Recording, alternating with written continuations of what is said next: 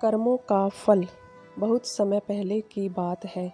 एक छोटे से गांव में शिव नाम का एक किसान रहता था। शिव गरीब था, लेकिन अपने कर्मों से वह संतुष्ट था।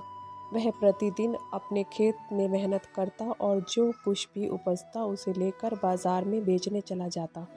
उसकी पत्नी गीता और एक छोटा बेटा था रामू। शिव और उसका परिवार भले ही गरीबी में जीवन बिता रहा था, लेकिन उनके जीवन में खुशियां और संतोष था।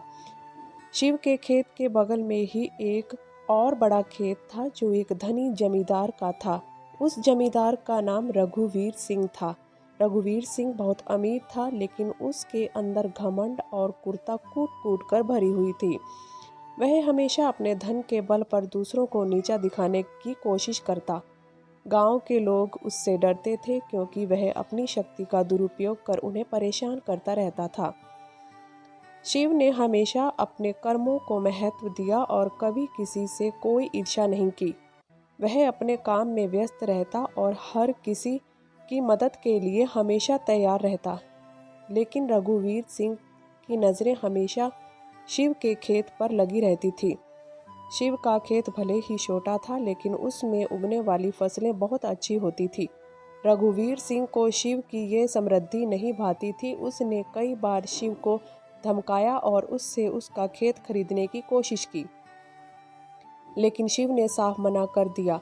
शिव का कहना था कि वह खेत उसके पूर्वजों की विरासत है और वह उसे किसी भी कीमत पर नहीं बेचेगा। रघुवीर सिंह को यह बात बहुत बुरी लगी और उसने शिव को सबक सिखाने का निश्चय किया।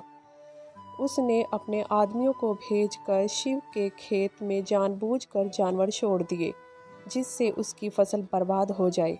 शिव ने जब यह देखा तो उसका दिल टूट गया।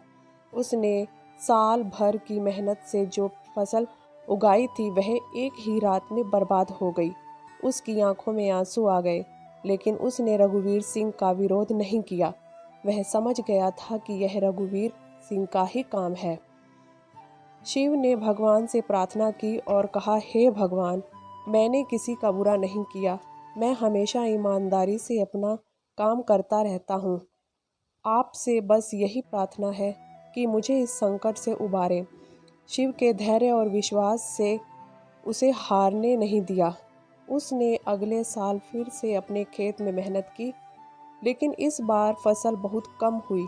गांव के लोग उसकी स्थिति देखकर दुखी थे, लेकिन कोई भी रघुवीर सिंह के खिलाफ खड़ा होने की हिम्मत नहीं कर पाया।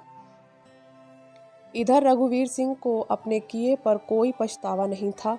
उससे लगता था कि उसने शिव को सबक सिखा दिया है और अब वह उसका खेत खरीद लेगा। लेकिन शिव ने फिर भी हार नहीं मानी। उसने गांव के अन्य लोगों से मदद मांगी और धीरे धीरे अपने खेत को फिर से उपजाऊ बनाया। समय बीतता गया और एक दिन ऐसा आया जब रघुवीर सिंह को अपने कर्मों का फल भुगतना पड़ा। उस साल गांव में भयंकर बाढ़ आई। रघुवीर सिंह के बड़े बड़े खेत बाढ़ की चपेट में आ गए और सारी फसलें बर्बाद हो गई। उसकी संपत्ति का बड़ा हिस्सा भी बाढ़ में बह गया। वह जिस धन और शक्ति पर घमंड करता था, वह सब पल भर में नष्ट हो गया। दूसरी ओर शिव का छोटा सा खेत, जो गांव के ऊंचे स्थान पर था, बाढ़ से बच गया। शिव ने उस साल बहुत अच्छी फसल उगाई और उसे बेचकर वह काफ़ी धन कमाने में सफल रहा। रघुवीर सिंह अब निर्धन हो गया था। गांव के लोग जो कभी उससे डरते थे, अब उसे तिरस्कार की दृष्टि से देखने लगे। शिव ने इस कठिन समय में भी अपनी दया और सहानुभूति नहीं छोड़ी। उसने रघुवीर सिंह के पास जाकर उसकी मदद की पेशकश की। उसने कहा, जो भी हुआ वह भगवान की मर्जी थी। मैंने हमेशा यही सीखा है कि हमें दूसरों की मदद करनी चाहिए, चाहे परिस्थितियां कैसी भी हों। रघुवीर सिंह को अपने किए पर बहुत पछतावा हुआ। उसने शिव से माफ़ी मांगी और कहा, मैंने अब तुम्हारे साथ बहुत बुरा किया, लेकिन तुमने फिर भी मुझे माफ़ कर दिया और मेरी मदद करने आए। तुम वास्तव में महान हो।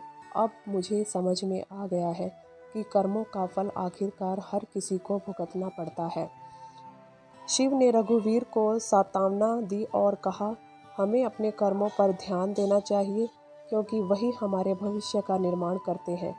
जो जैसा करेगा उसे वैसा ही फल मिलेगा। अगर हम अच्छे कर्म करेंगे तो हमें अच्छा परिणाम मिलेगा, और अगर बुरे कर्म करेंगे तो उसका परिणाम भी बुरा होगा। रघुवीर सिंह ने अपनी गलतियों से सीख ली और अपने जीवन को बदलने का निश्चय किया। उसने सारा शेष धन दान कर दिया और गरीबों की मदद करने में अपना जीवन बिताने लगा। उसने शिव को अपना सच्चा मित्र माना और हमेशा उसकी सलाह मानने लगा। गांव के लोगों के लिए यह एक बड़ा उदाहरण था कि कैसे कर्मों का फल अवश्य मिलता है। उन्होंने शिव के धैर्य और सच्चाई को सराहा और रघुवीर सिंह के जीवन में आए बदलाव से प्रेरणा ली। धीरे धीरे गांव में सभी लोग ईमानदारी और परोपकार के मार्ग पर चलने लगे। शिव और उसका परिवार अब सुखी और समृद्ध जीवन जी रहा था। उसने अपने बेटे को भी अच्छे संस्कार दिए और उसे सिखाया कि जीवन में हमेशा सत्य और धर्म के मार्ग पर चलना चाहिए। सीख। दोस्तों, इस कहानी से हमें क्या सीख मिलती है, आइए जानते हैं। कर्मों का फल निश्चित होता है। अच्छे कर्म हमेशा अच्छे परिणाम लाते हैं, जबकि बुरे कर्म अंततः विनाश की ओर ले जाते हैं। जीवन में सफलता और संतोष पाने के लिए हमें सच्चाई, ईमानदारी और परोपकार के मार्ग पर चलना चाहिए। यही वास्तविक जीवन की सीख है, जो हमें सही दिशा में मार्गदर्शन करती है। दोस्तों, कहानी अच्छी लगे तो प्लीज़ वीडियो को लाइक और सब्सक्राइब ज़रूर करें। धन्यवाद।